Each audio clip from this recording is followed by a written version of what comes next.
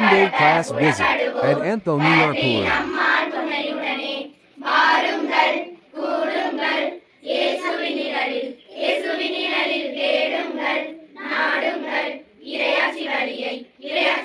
மனம் மாறுங்கள், ஏனெனில் விண்ணரசு நெருங்கி வந்துவிட்டது என்று பறைசாற்றி வந்தார். இவரை குறித்தே பாலை நிலத்தில் குரல் ஒன்று, ஆண்டவரால் தேர்ந்தெடுக்கப்பட்டதை எண்ணி நன்றி கூறுகிறேன். ஆண்டவரின் கட்டளை ஏற்று அதன் வழி நடந்து என் உடலாலும் ஆன்மாவாலும் கடவுளை மகிமைப்படுத்துவேன்.